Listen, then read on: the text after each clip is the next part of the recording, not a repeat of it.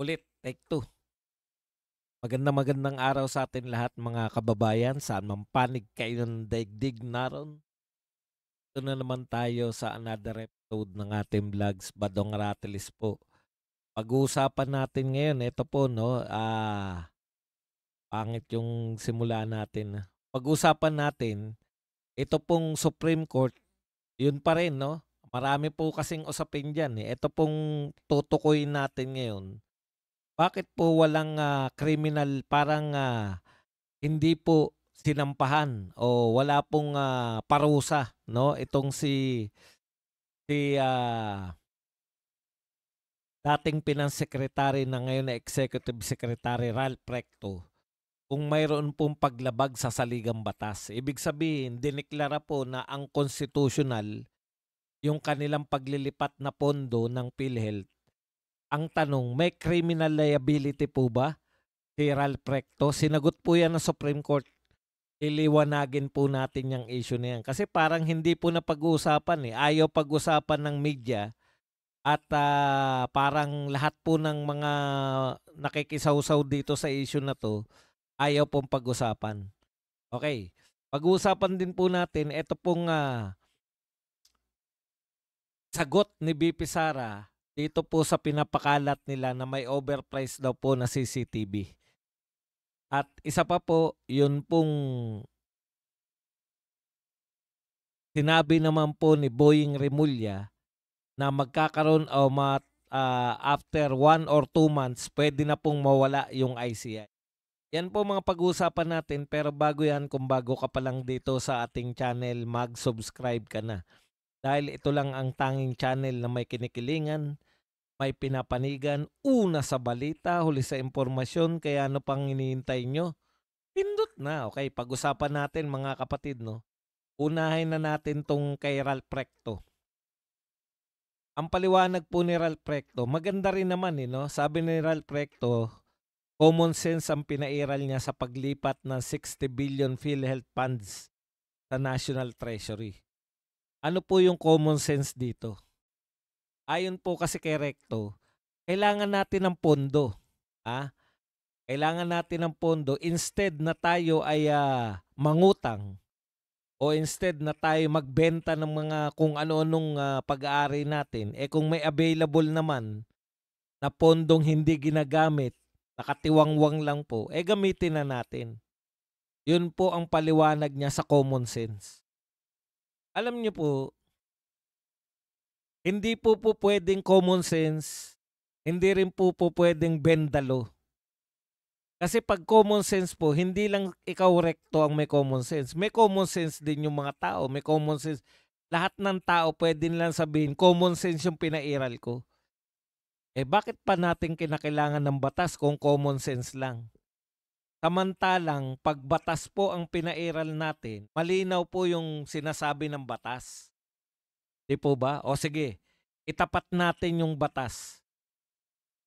Ang gumawa ng batas recto, mas matatalino kaysa sayo. Tinitiyak ko yan kasi ang ganda ng pagkakagawa ng batas eh. Universal Health Bill. Yan yung nilabag mo. Sinabi po yung paglilipat, ito lang ang pinupuruhan nila. Wala po nananawagan ng ulo ni Recto. Wala po nagsasabi mag-resign ka na o tanggalin dapat. Bakit po hindi nananawagan at bakit po hindi pinatatanggal si Recto samantalang ang linaw ng sinabi ng Supreme Court na unconstitutional yung ginawa nila. Hindi lang po si Recto yan. Pwede pa nga madamay si BBM. Pero bakit po wala pong probisyon na dapat managot? No? Bakit po sinabi ng Supreme Court na pinapasoli lang? 'Di ba? Lahat po ng lumabag sa batas may dapat kaparusahan. Kung ang paglabag mo sa batas ay pag nagnakaw ka, dapat parusahan ka. Ito po, matindi po to. 60 billion. Wag po muna nating isama yung hindi pa na didesisyonan ng Supreme Court. Yung 60 billion muna ng PhilHealth. Sabi po ng Supreme Court, malinaw, lumabag kayo sa batas. Unconstitutional yung ginawa ninyo. So bakit po walang criminal liability pinag-uusapan tayo? Bakit po walang sinasabi na si Recto ay dapat parusahan? 'Di ba? Malinaw po 'yan. Pero sa paliwanag muna ni Recto, dito muna tayo sa common sense. Ang gandang pakinggan, kaysa mangutang tayo, kaysa magbenta tayo ng mga gamit, may available naman na pondo, 'yan na lang yung gamitin natin, kailangan natin ng pera, 'Yun yung common sense ni Recto. Pero mas may common sense sa'yo yung batas, Yung batas na universal healthcare, ito po ang nilalaman. Halimbawa po, wala po sa batas na sosobra yung pera ng PhilHealth. Katulad ng paliwanag mo, Recto. Kung sobra raw yung pera ng PhilHealth, gamitin na lang sa iba kaysa mangutang. Mukhang tama kasi common sense, Kaya lang po, hindi po common sense ang batas, Pero mas may common sense yung batas kaysa sa sinasabi mo. Ano po ang sinasabi ng batas? Just in case na dumami ang koleksyon.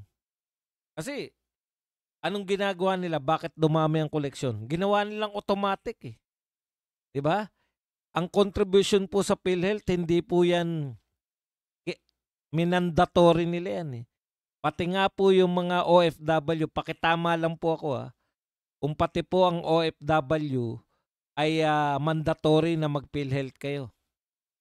Kahit nariyan kayo sa ibang bansa.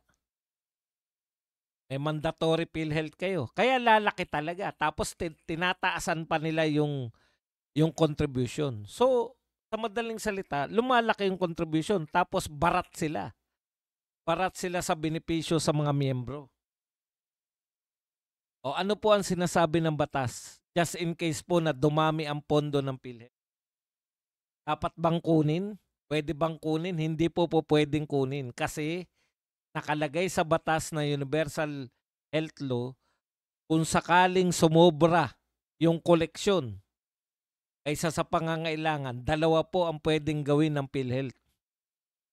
Pagbawas ng kontribusyon o liliit yung sobra or taasan yung benepisyo ng mga miyembro. Tataasan mo. Halimbawa, instead na kalahati lang yung sagot ng PhilHealth, lahat na sasagutin ng PhilHealth. Ganun po.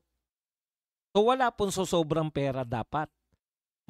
Sino po mas may common sense? Yung batas o yung si Recto?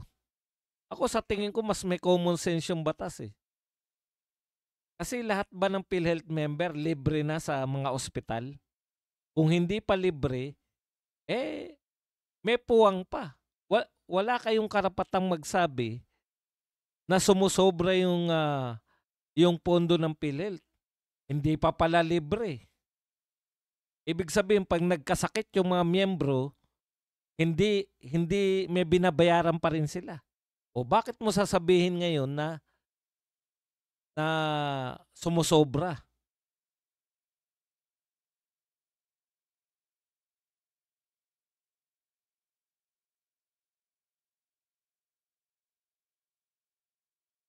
Mandatory raw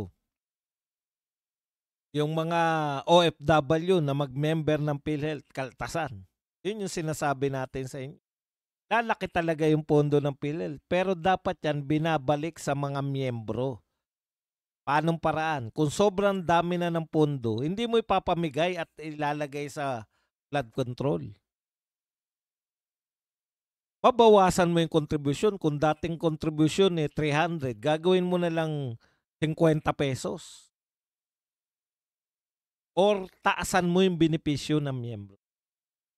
O ngayon, dito na tayo sa question sa Supreme Court. Bakit wala po kayong sinabi ni dapat makulong si Recto?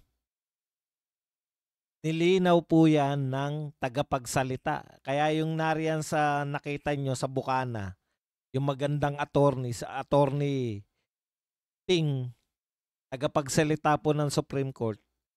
Kaya wala pong parusa na binigay ang Supreme Court kay Recto o kay BBM kasi ang isinampang kaso yung pagbawi, yung pagbabalik, yung pagpigil na i-transfer yung pera ng PhilHealth sa National Treasury. So ano po ang ibig sabihin? Ligtas na ba sa rekto dahil yun lang sinampa? Hindi po. May paglabag nga sa batas eh. Dito ako nagtataka sa atin, bakit walang nakakaisip na sampahan ng kaso si Recto at si BBM?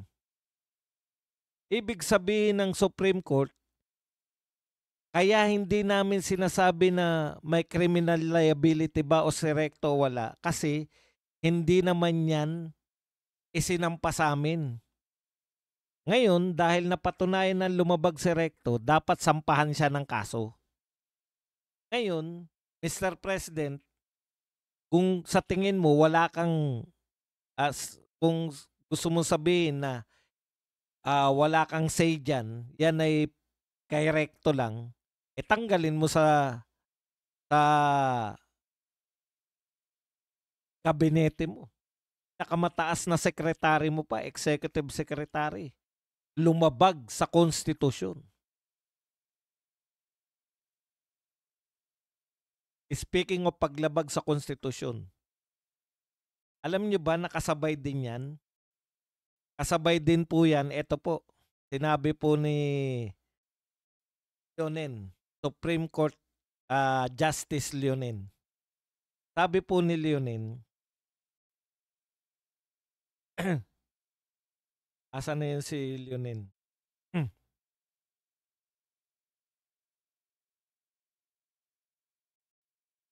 Ito po,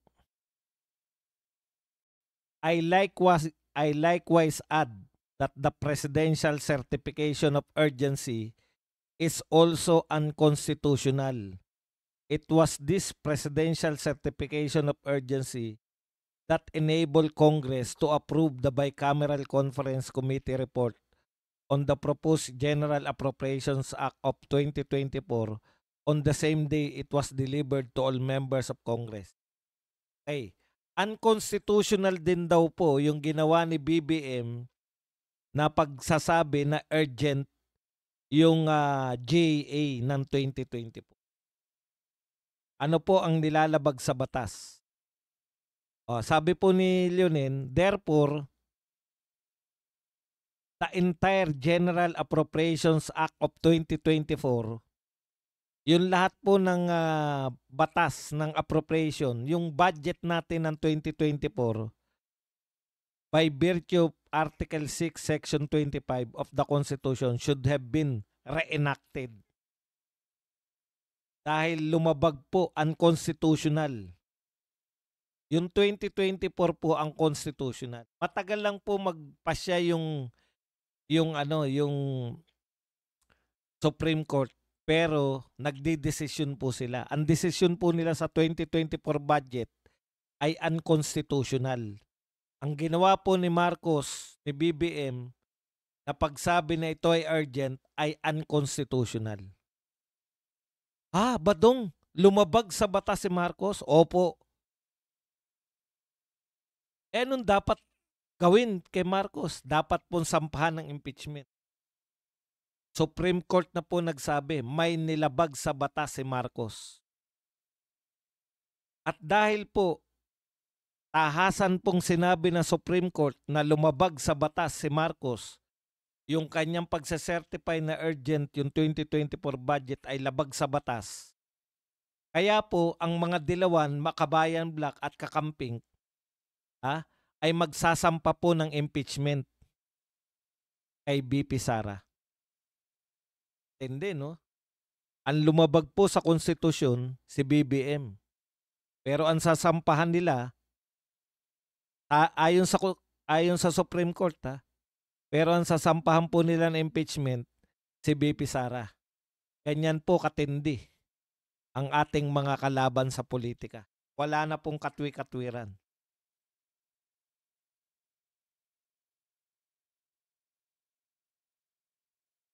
Kung tayo po nasa matinupang mga kaisipan, kung sino nagkasala, siya ang sampahan ng impeachment.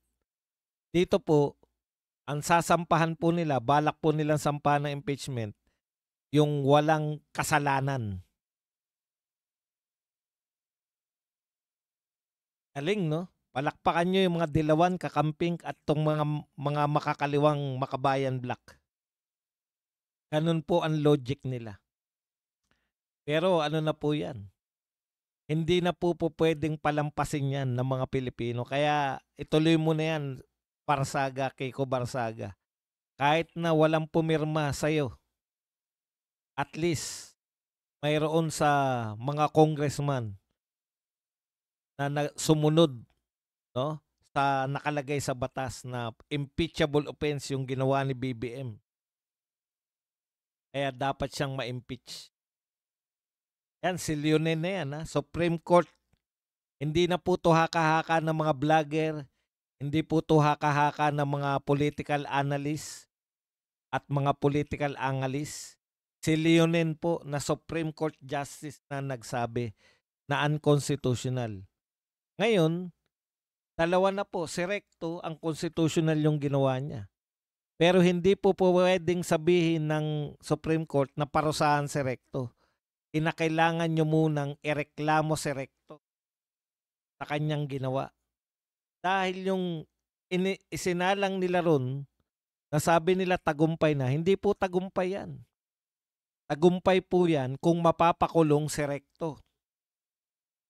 Yung reaction nga ng Malacanang paliwala lang. Sabi lang nila, okay, kinikilala namin. Kinikilala. Sinabi na nga ni BBM na isosoli niya, hindi naman sinoli. Eto po, ayon po sa kay Bishop David. Ayun lang po ako sumang-ayon dito sa bishop na to.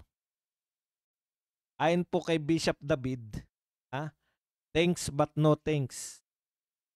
Ang gusto po namin, sundin yung utos ng Supreme Court, isoli. Ang balak gawin ng gobyerno, kasama yung pagsosoli sa 2026 budget. Ibig sabihin, hindi talaga sila magsusoli. Kung hindi, kukunin din sa taong bayan, budget din natin yung isosoli sa PhilHealth.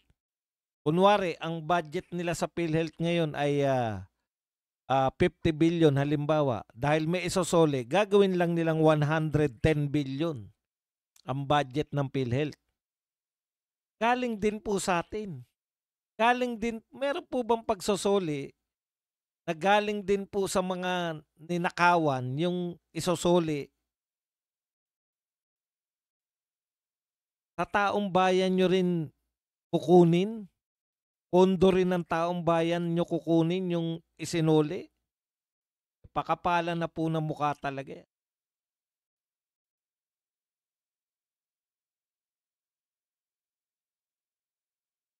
Maganda mag-quote-quote tayo dito kay Virgilio David ng mga sinabi niya.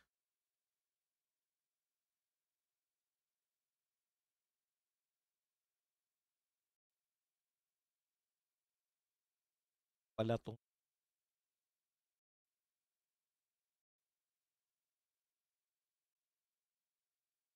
yun po ang tinututulan ni Virgilio David, yung galing din sa atin, yung isosoling pera sa atin. Perang isosoli sa PhilHealth, galing din, magmumula din po sa taong bayan. Parang ginigisa tayo sa sariling mantika Ngayon, ang tanong ko po, sa mga matatalinong tao, sa mga abogado, Carpio, ikaw nagsabi ka na may pananagutan dapat si Recto. Bakit hindi nyo sampahan si Recto? Rowena Guanzon, sino pa ba? Yung mga abogado natin. Alam nyo kung abogado lang ko, sasampahan ko ng kaso yan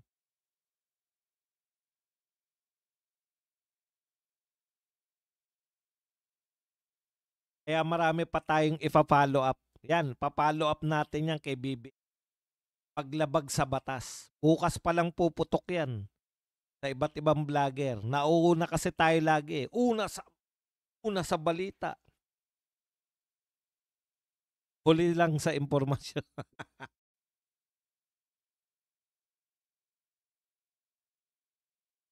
Alam nyo na po Kaya po hindi inutusan ng Supreme Court na ipakulong si Recto kasi wala pa po nagsasampa ng reklamo. Dapat sampahan muna ng reklamo. Ayan na po, antibay na po. Antibay na po ng ebidensya laban kay Recto. Wala namang magsasampa ng reklamo. sayang lang, hahayaan lang. Ngayon, lumabag na sa batas, okay pa rin. So, ano pa rin natin, executive secretary pa rin ng Pilipinas. Wala talaga. Okay, punta po tayo rito sa pangalawang issue natin. Ito muna, no? Paliwanag muna natin tong yung sinasabi po na ano na ni Boying Remulla. Bakit po isa o 2 buwan na lang dapat mawala na yung ICI? Ito po ang sinabi ni Remulla. The purpose of the ICI, that's why it was created, is because of at that time we had a very inactive ombudsman office. Probably by the time we hire 60 to 70 lawyers within the next 2 months, there will be no need for ICI anymore. Ako sumasang-ayon ako kay Remulla. Wala naman talagang silbi ang ICI. Pero may silbi po yan kay BBM nung panahon na yan. Kailan po ba create yung ICI? Tatandaan po natin, nung binulgar po ni BBM na yung sa kanyang SONA na mahiya naman kayo, SONA, tandang-tanda natin na pinatulan niya ni Marcoleta. Yung salitang mahiya naman kayo, dahil Blue Ribbon Committee chairman noon si Marcoleta, kaya pinatulan niya yun. Ayon sa Pangulo, kinakailangan papanagutin itong mga nagnakaw sa flood control project. Kaya nag-imbestiga si Marcoleta. Nataranta po sila lahat dahil nakita po sa investigasyon ni Marcoleta na papunta po sa pinsan, papunta sa mga malalapit kay BBM, mai-expose po sila.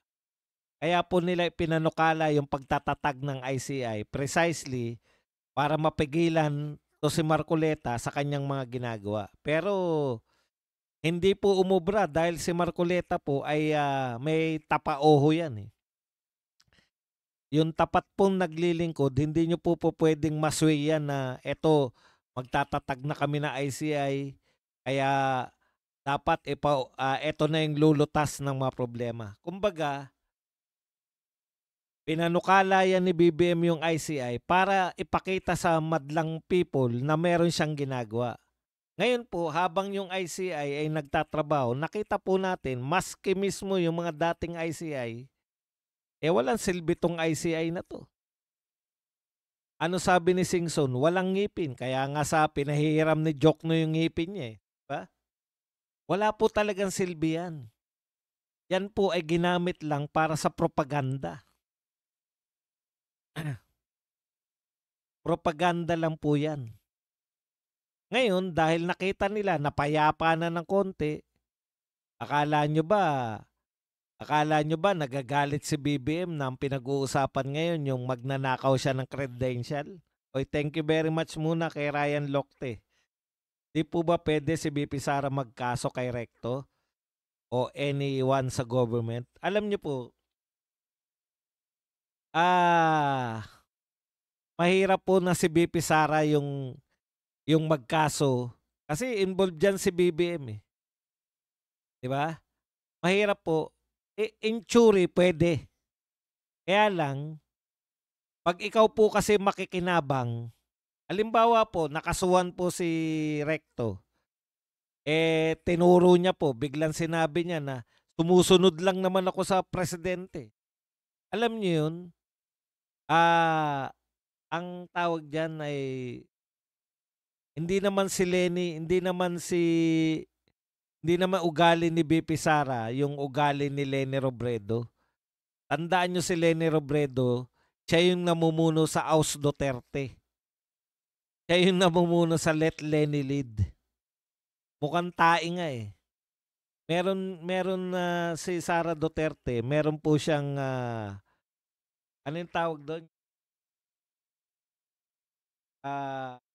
May sense po siya ng kakahiya po. 'Di ba ikaw yung direktang makikinabang, pag nagsampa ka na, nagsampa ka ng impeachment kay Pangulong Marcos, sino makikinabang? 'Di ba si VP Sara?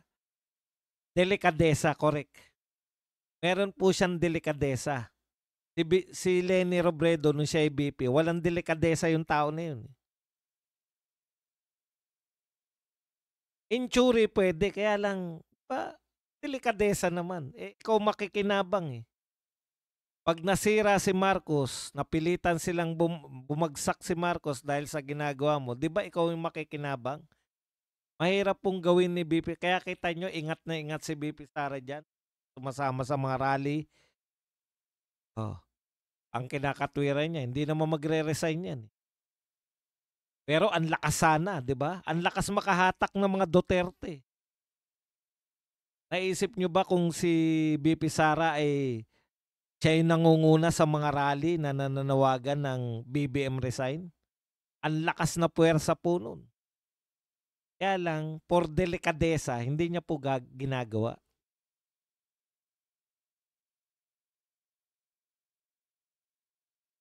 Hindi naman kasi siya nagmamadali.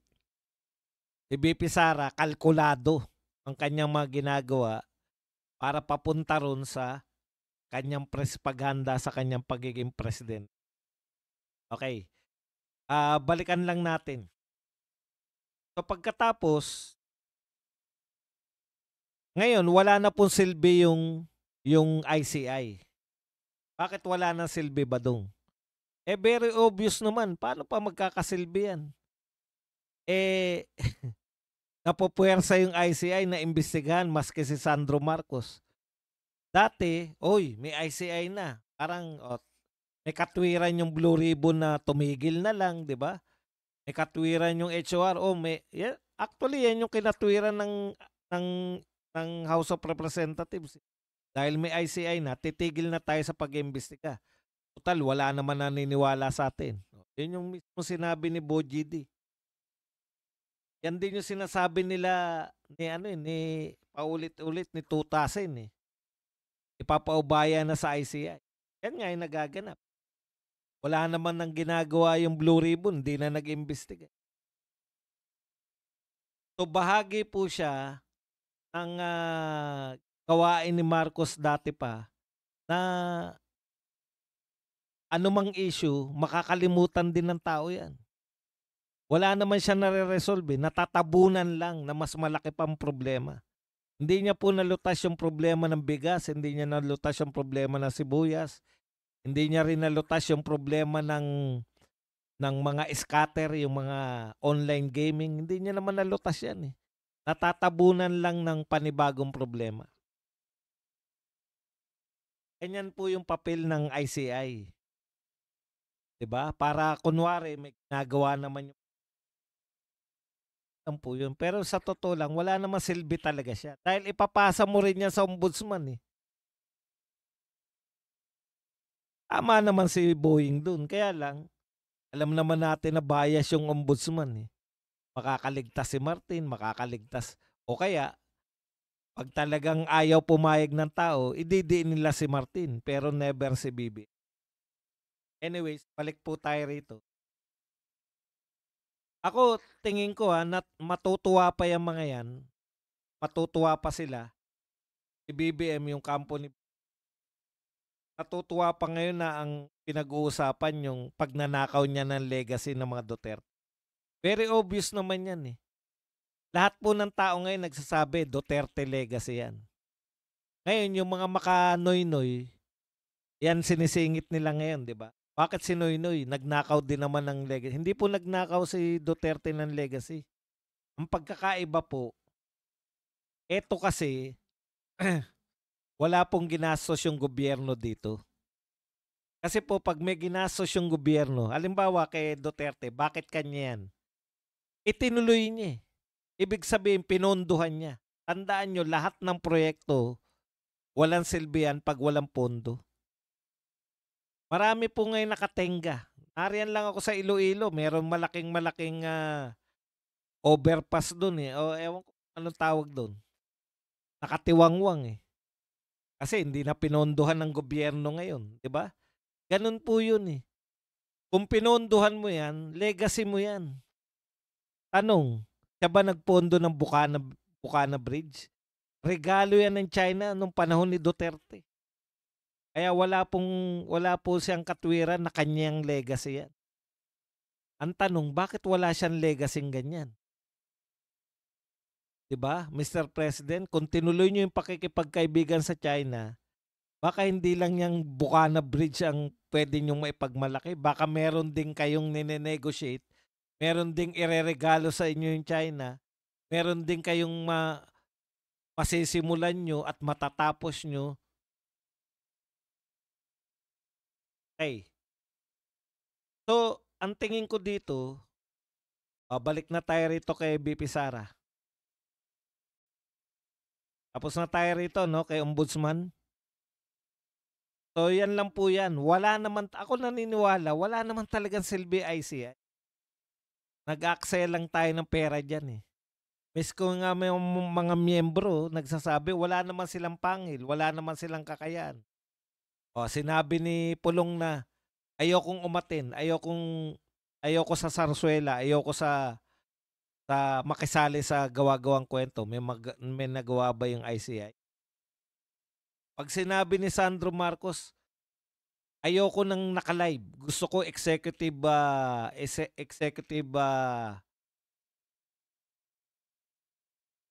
ano na nga tawag doon? Executive meeting? May tawag doon eh. Oh, may nagawa ba sila? Kundi sumunod, hindi nila na-live si Sandro. Pero may sinabi diyan Sandro eh. Mamaya, babanggitin natin yung sinabi ni Magalong diyan tungkol sa ayaw magpa-live. Okay. Tapusin na natin to muna kay Boying Remulla. So tama tong sinasabi ni Boying Remulla na parang ang sinasabi ni Boying, wala namang silbi yung ICI. Bakit kinakailangan pa nila magtagal? Tapos ang solusyon ng ating mga senador at congressman, bigyan ng pangil. Gagawing isa sa batas yung ICI. Nag-aaksaya lang po kayo ng pera ng taong bayan eh. Kayong mga congressman at senador, meron na kayong makapangyarihan na taga-imbestiga. Kung panahon, 'di ba? Yung 19th Congress, tignan nyo nga. Kung panahon na yun, very very powerful yung mga Tricom, Quadcom para imbestigahan yung mga Duterte, 'di ba? O bakit ayaw nyo nang gamitin yung power ng mga committee para mag-imbestiga? Pag tungkol sa Duterte, napaka-powerful na mga committee. Pero pag hindi Duterte ang iimbestigahan, wala kayong magagawa. Kinakailangan pa magtayo ng ICI. Kalokohan. Very powerful yung Senate at Congress, ay yung HOR, House of Representatives. Napaka-powerful po nila para mag-imbestiga. Si Duterte nga po, Quadcom. Nakagawa nga kayo ng impeachment laban kay BP Sara dahil sa kaka-Quadcom nyo. Si Tatay Digong, napasama nyo nga na napasama dahil sa Quadcom. Yung mga political vlogger, inuusig nyo dahil sa Tricom. Kung sasabihin nyo ngayon, ayaw nyo mag-imbestiga. Involve mga kalahi nyo. Lalo na kayo sa Blue Ribbon. Nagaw mo, Lacson, nagaw mo kay Marcoleta yung Blue Ribbon, tapos pag nakuha mo, executive session. Maraming salamat po sa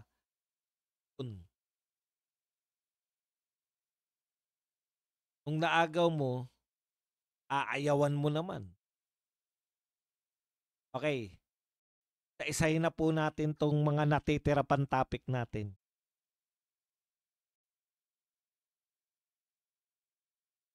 Tapos na ba tayo kay Sara Duterte? Ito na po, Sara Duterte po.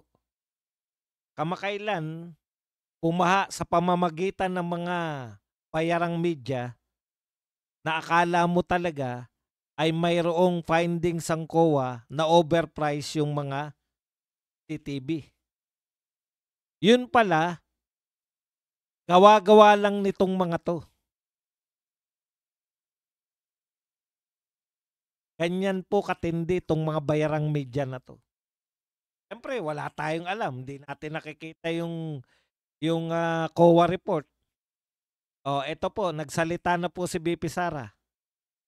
Sara Duterte says no findings of overpriced CCTVs wrongdoing in COA audit. So ayon po sa COA audit, wala pong overprice. Kumusta naman kayo mga bayarang media? Buhay pa ba kayo? Hindi, no? Wala lang sa kanila yan. Sanay na sanay sila eh. Pag kinorek kayo ng Vice President, hindi ba kayo magsosorry? At po yan, kalat na kalat yung lintik na CCTV na yan. Nakala mo naman eh. Parang ano lang po yan eh. Yung ginawa lang, oy, thank you very much kay Imelda Sanggalang na nagbigay po sa atin ng $20 na pangkape. Parang yung at si Ryan Locte, 279. Thank you very much. Ako parang ano po yan eh. Yung ginawa nila kay Sara Duterte, kahit wala pong kaso, nanggugulat lang. Uy, 11 days? 11 days lang ginastos yung 125? Inulit-ulit lang ng media yun. Akala mo ngayon meron ng kasalanan na naganap eh. Akala mo may katiwalian eh. 11 days lang ginastos. Putya, pwede mo nga gastusin niya ng isang araw eh. Kita nyo po, dinideliver isang araw, billion. 125. Ginastos ng 11 days. Ganyan na naman ang gagawin nila. Oh, ang mahal naman ng CCTV na yan. Alam nyo, iba po ang presyohan sa gobyerno. Mas mahal po. Naano ko rin yan eh. Natanong rin namin yan eh. Wala pong pakialam yung COA po mismo to ah. Basta nasa ayos yung mga papeles mo, kahit mas mahal pa yan. Sino po magdedetermine ng mas mahal yan? Eh meron ka ngang, hindi ka naman pwedeng bumili sa isang tindahan lang. Meron ka dapat comparison.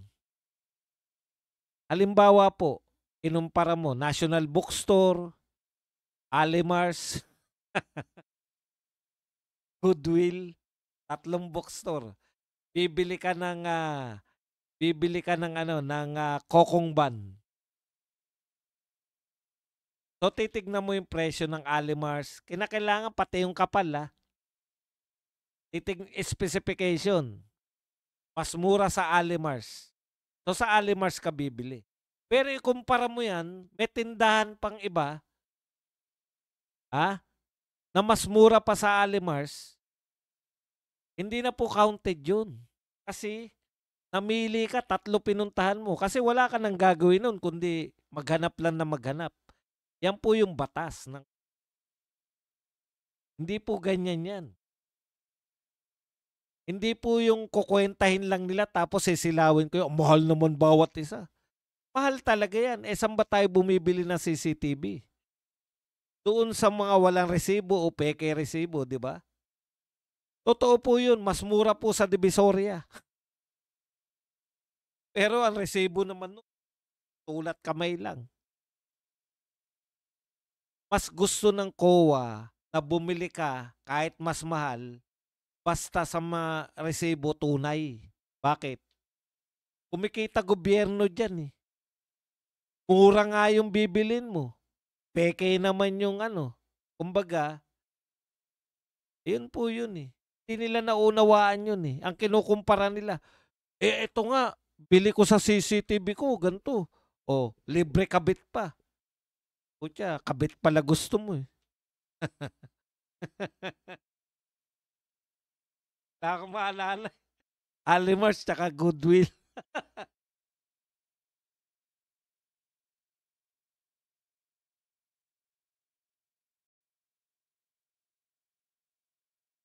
Kaya kung may makikita kayo na mas murang CCTV, meron talaga. Kaya lang, Una, specification. Ikalawa, putya baka sa Divisoria kayo bumili diyan, mas mura talaga ron. Ang problema, legal ba yung hanap buhay ng mga yun? Legal ba yung kanilang papeles, yung kanilang resibo? Di naunawaan ng taong bayan yan.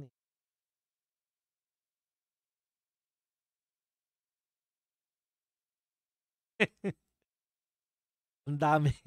Ang dami natuwa sa Alimars. Uy, inabutan natin yan. Wag Goodwill Bookstore.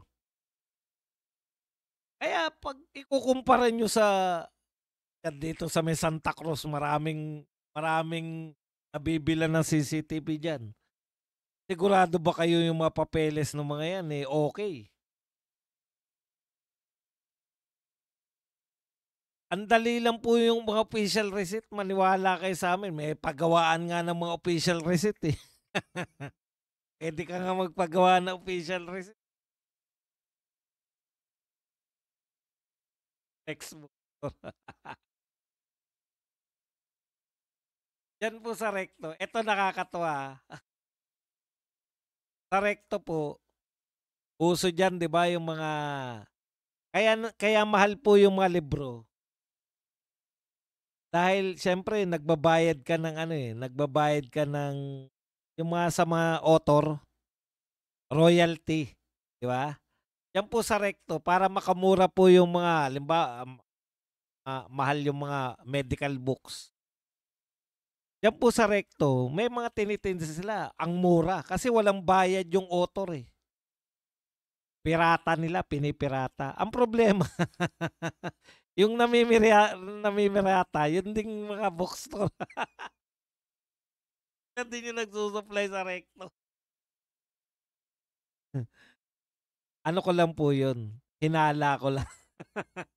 Kasi pareho-pareho eh, di ba? Halimbawa, bibili mo sa National Bookstore, mahal nitong libro na to, 3,000. Pabibili mo sa Recto, 1,000 lang. Yung 2,000 na yun yung pambayad sa mga author.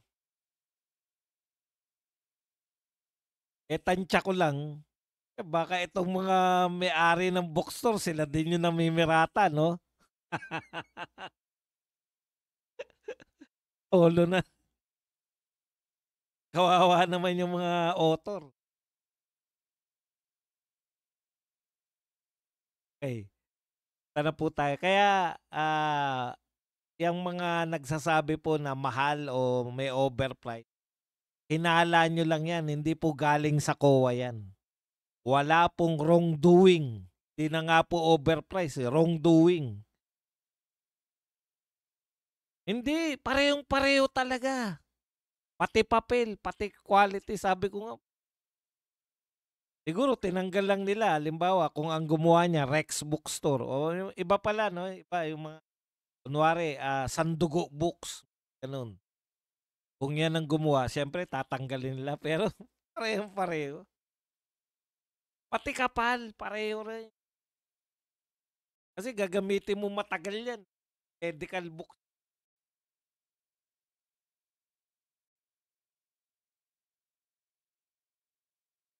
Ingat-ingat po tayo sa mga wag po kayo magpapapaniwala lagi. Eto si BBM, tuwan-tuwa po siya na inaatake po yung pagnanakaw niya ng legacy. Kasi nadadivert po yung usapan eh. Diba? Aba, putya, baka makalusot na tayo. Dito lang pala. Nakawin ko lang pala yung legacy ni Digong eh. Magagalit na yung mga Duterte. Ito pala makakapag-trigger sa kanila. Baka makalimutan na nila yung flood control. Utot nyo. Ano makakalimutan ng tao yan? Kada uulan eh, mapapaalala na mga magnanakaw na to.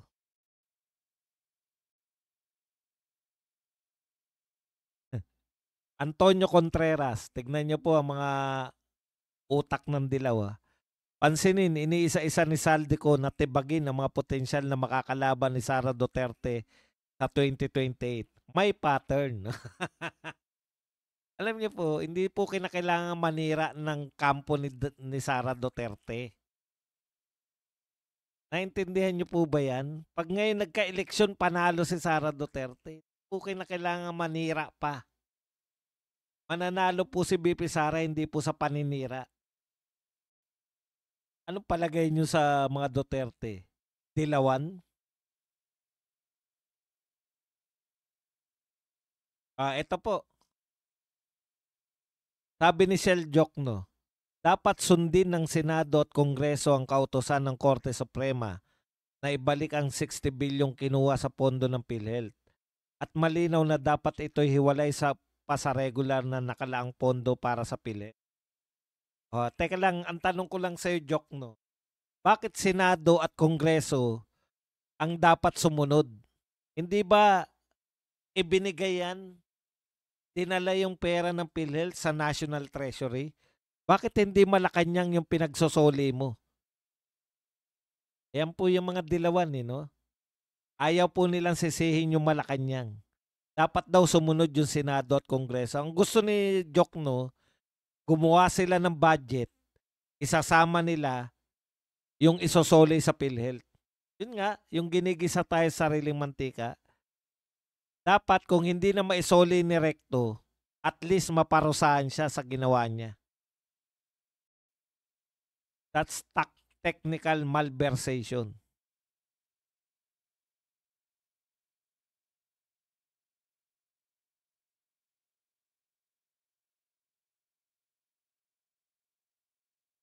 Hindi po sa Recto po, ganito po. May presyo po. Pagka bumili ka dyan, yung dati nung estudyante pa ako, ewan ko ngayon kung ganun pa rin ang kalakaran. Dati po yan, ang alam ko dyan, tatanungin ka pa. Re-resibuhan po ba? Kasi pag re-resibuhan, mas mahal. Pag hindi re-resibuhan, mas mura. Syempre, gusto mo nga makamura, kaya ka sa Recto. Kaya ang transaksyon po dyan, wala talaga resibo. Kasi mas mura eh. Yun po yun. Noon yun nung panahon namin ng estudyante pa ako. Ewan ko ngayon kung may bentahan pa rin dyan ng mga libro.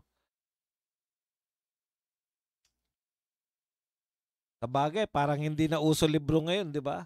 Meron ng Google, may AI pa. Okay. Kailan, tignan natin, baka meron pa tayo. Kaya ikaw, Shell Jokno, sablay na naman yan. Bakit dapat sundin ng Senado? Dapat sundin ng Malacanang. Ito po. Ang pambobola ni Magalong. Sabi ni Magalong, ako kung tatanungin ninyo ako, once na nag-request ng executive session, magdududa na ako. Si Mr. Press Conference, Mayor Benjamin Magalong. Dating ICI Special Advisor. Alam mo, Mayor Magalong, magaganda yung mga sinasabi mo lagi. Ikaw lang nakakaisip niyan, di ba? Headline ko sana yan. Papatulan sana kita, tapos titirahin natin si si Sandro Marcos. Di ba? Bakit ayaw mag-live? Bakit nag-request ng executive session si Sandro Marcos? Tama si Magalong. Pero ngayon, Magalong, hindi ko magawa yun eh. Tinira mo ang lahat ng kredibilidad mo sa aming mga Duterte supporters. Nung walang kaabog-abog, ay bigla ka naghanap ng gagamba sa Davao City. Tanong lang, Mayor, may nakita ka ba? May nakita ka ba sa ginawa mo? Para wasakin mo yung kredibilidad mo na anti-corruption. Pumunta ka sa Davao para maghanap ng gagamba. Warak na warak ang iyong prestihyo.